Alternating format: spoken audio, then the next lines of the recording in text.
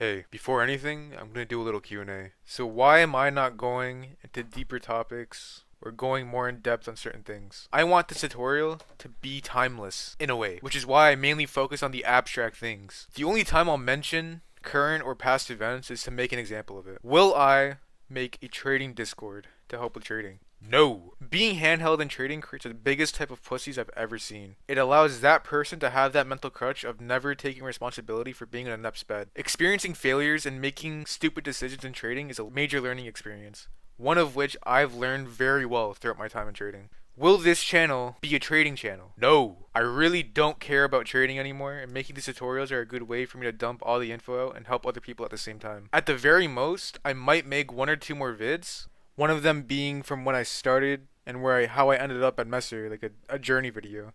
That's up to you guys. If you guys want to see that, let me know in the comments. So if you subbed expecting more tips and tricks, I'm sorry, but I doubt I'm gonna make any more than those. What is the point of this video? In this video, I'm gonna be going into deeper topics that are much more advanced. However, I will be talking about some basic shit that I missed out in my first one, such as type of scams you might see, and expanding more on the styles of trading that I talked about in my other video. And lastly, it's not a question, but if you feel like you want to show more appreciation than liking the video or subscribing, I'm gonna link a group in the description that has clothes for you guys to buy. But yeah, getting on to the video now.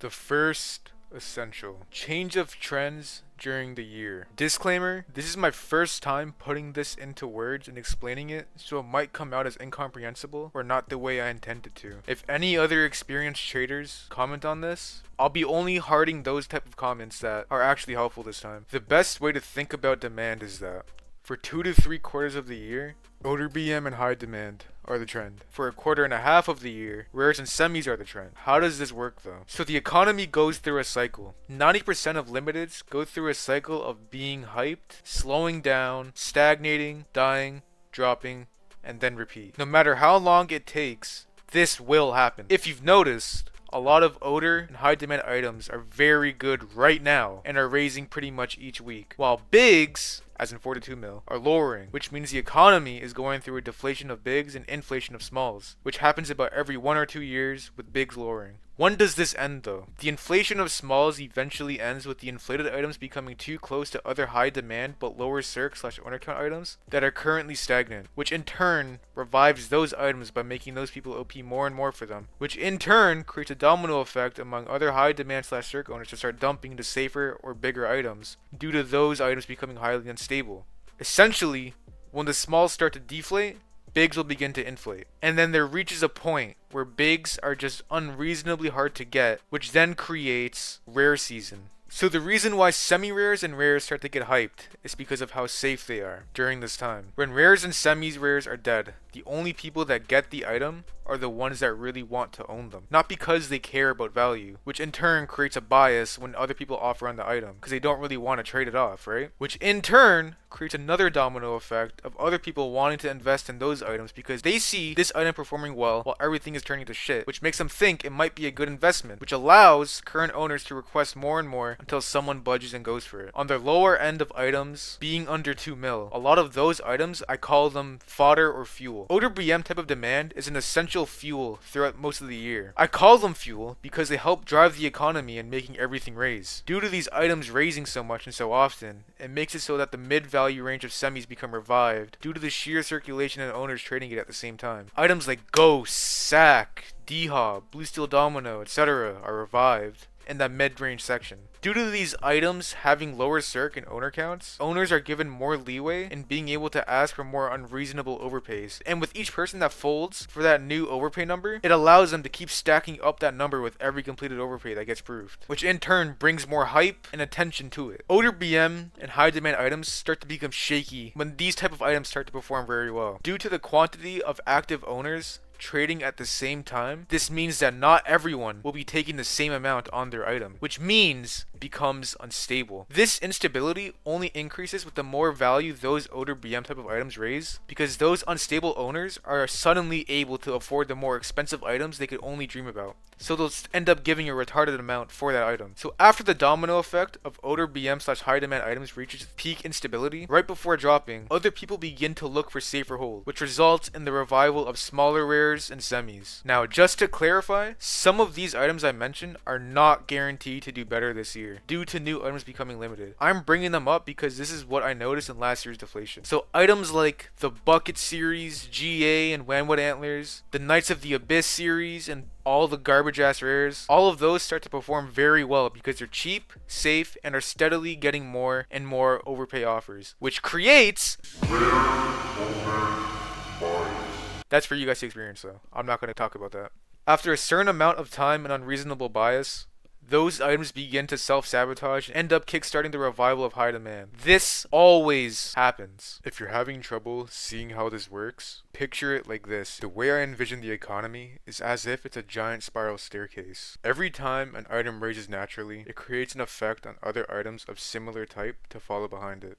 If an item suddenly becomes very hyped and jumps up exponentially, it leaves behind a void of where it used to be on that staircase. This means something has to come and take its place to keep the staircase going. Sometimes, this item doesn't stay consistent at the new level it hits because of how fast it raised and the older owners weren't able to adjust to it naturally, so it begins to lowball.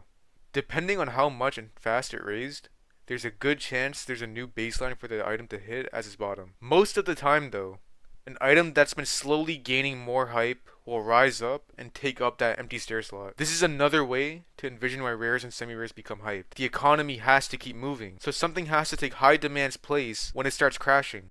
The second essential.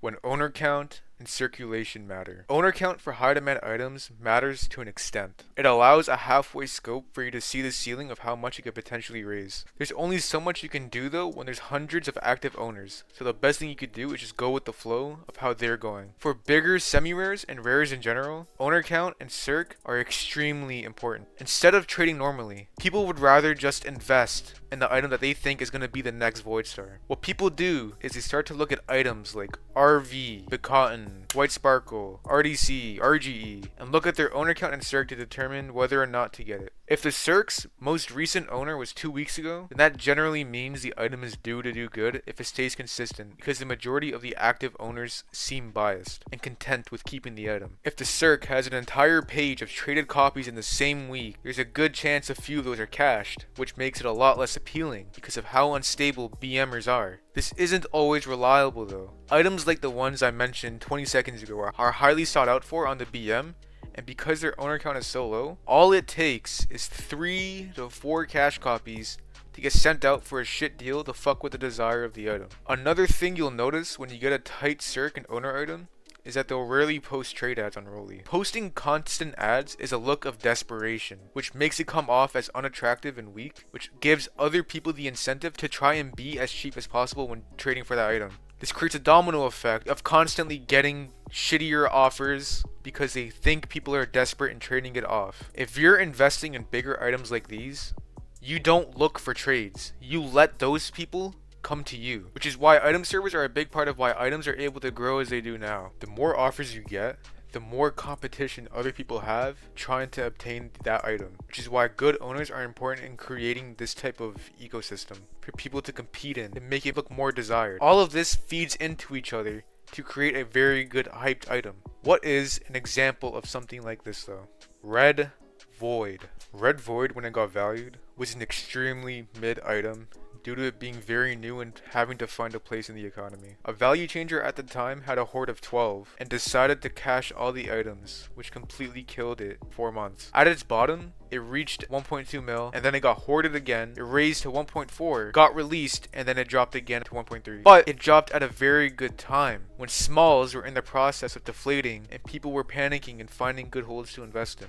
At the time, Red Void Circ was also looking very good because a lot of investors saw the potential it had and they all hopped on at the same time. So at its peak, the most recent owner that had gotten it was 17 days old. And because of this, Red Void became extremely hyped and it raised 600k in 1 month. This only happened because of how good the owners were at the time and how good their communication was in the item server. But what makes a good owner though? Patience and communication are what make a very good owner. And as cringe as it is, having people defend the item is essential pretty much because you need the item to look good. Which is why having items that e-girls want is extremely good. E-girls will defend that item until they get banned from the server. They don't care if they sound delusional, they just love the item. It'll always be good to them. I'm purposely leaving some things out, such as how important the BM is to the economy. One thing to always remember is that no matter how annoying USDers are, at the end of the day, they are a big reason for items getting proofs. There's 100% a lot more smaller things that tie into this, but that's for you guys to figure out. The third essential, how to make a good item server. Now, to be clear, item servers are a plague on the community, so I won't be going deep into it. But for those that want to try and make a good one, here you are. Leadership, activity, and communication are 3 out of 5 necessities to having a good item server. Some good item servers I've seen are the Void Star server. It's probably the most active server right now. The Red Void server, and the Bucket server in its prime. Why were they good though? They had very active owners, and a steady flow of people wanting to trade for the item. On top of that, the owner and the mods were kept to date on current trading stats and were actively trying to profit as well. Currently, a lot of servers are dead due to neglect and trading becoming stale due to trade hold. I do think there will be a revival soon when people start to realize trading is just a little bit more tedious and it's not impossible to trade. If you want to find all of the item servers, I'll put the hub for all of them in the description. The fourth essential, which style is best for gaining value and expanding more on the other styles. So just to make it clear, the styles of trading I mentioned in my other video are not all the ways of trading. Those are just the ones I could remember at the time. To put it short, the best style of trading is a mix of all of them. Going on that Demon Slayer shit, having a mix of all of them allows the most potential for growth in a short and long period of time. Individually though, the fast trader is realistically the most consistent way of making profit. Why? Something you'll see when you start to look through the inventories of people is that no one has their inventory made up of the same item. Variety and flukes go hand in hand together. This doesn't mean you should get every wrap item you see though. Quality does matter, so you going for older BM type of demand and having it be a large part of your inventory is very good for getting flukes and just good deals in general. Another thing I didn't go too deep into is the investor style, and how comfortable you can get and how detrimental that can be when you're trading. Being comfortable is fine, but recognizing the signs that your item is starting to go stagnant or dying is important because you don't want to be stuck with it and end up fail trading. An example of this is me. I invested in Red Void when it had bottomed at 1.3 and I got 600k from it. At the time, that was amazing for me, but I was simply too comfortable. Because I held RV for so long, the initial trade I did for it ended up becoming a major loss for me because in the same amount of time I held RV for, the items I gave for it raised above it. Holding RV severely delayed my progress in getting Messer and really decayed my knowledge on items. I had to relearn what items were good, and if you've been trading for a while, you know how annoying that can be when you're re-entering it. If you have a goal for an item, don't ever get too comfortable when investing because it can really be the ruin for you. Use me as an example, although I wasn't ruined from it. The types of scams. So I know at the beginning I said that I would be talking about the types of scams, but I'm not gonna lie, I really cannot be fucked to talk about all of them. So and kill 2 birds with 1 stone. And so if you're not in the Discord already, I'll link the Discord in the description. You can go in there, you can click on scam awareness and see what kind of scams there are out there.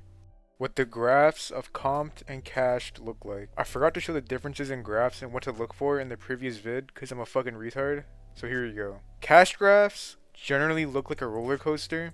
It's really easy to tell honestly if it's been cached or if it's a USD buyer. If you want to see if the item is poisoned though, you just look in the UAD, check the previous owner's graph, and just look to see if there's just a sudden dip. For comped, they usually have a giant dip before privating. Sometimes they'll be private and there isn't really a way, unless I'm wrong, to tell if it's been comped unless you're in the BM servers. So as you can see here, this guy had a constant steady flow value and then just an instant dip. Lastly, and most importantly I think, fear of failure. Everyone is so afraid of failing, and when they eventually do fail, they just quit. Something you need to understand in life in general is that failing is 100% fine as long as you learned why you failed. I've failed so many times in my trading career. One of my biggest fails was trading for rares when I knew nothing about them, which in long and short term screwed me over so fucking badly because I thought rares would always be a good investment. I didn't stop though. I learned the differences between demand. I looked back and began understanding times of year and trend changes and how they impact types of items, which allowed me to eventually get Messer. Although, if you look at my graph, my progress was really slow due to some circumstantial things, like getting UUC'd. But I did make it to Messer in the end. But in getting Messer, I was also really impatient in getting it, and I gave so much more than I needed to, which is another fail. But at the end of it, it doesn't matter, because I got what I wanted. The moral of this is that just because you failed, it doesn't mean you should quit. Because if you know you're capable, you can do it. And if I can do it, that means anyone can do it. And that's it. Thanks for watching. Bro. We minding our business right now. We ain't doing nothing. We violating no rights. We violating no rights. We violating no rights. We violating no rights. Get the fuck out of here. Get the fuck out of here. Get the fuck out of here. We minding our business. We violating no rights. We violating no rights. Get the fuck out of here. Get the fuck out of here. We violating no rights. Black Lives Matter. Black Lives Yo, Matter. Black the Lives Matter. Get the fuck? fuck out of here. Get the fuck out of here. Fuck 12. Fuck 12. Fuck 12. Yo, Fuck 12. yo, is not okay, Fuck bro. 12. We violating This no is rights. not real life at No, all. no, no, that's some shit. I didn't do nothing. I didn't do nothing. I didn't do This nothing. Fuck the can't be right. police. Fuck 12. Fuck 12. Yo, this Fuck, is insane. fuck 12. Ain't a rolling monster as well. Get out of here. Get out Why of are here. we, why is this happening? I just ordered Who the two. fuck is that? I Who is ordered two. that? Can you please come down and video for that? Yeah, yeah. You good, bro? Yeah, I'm straight.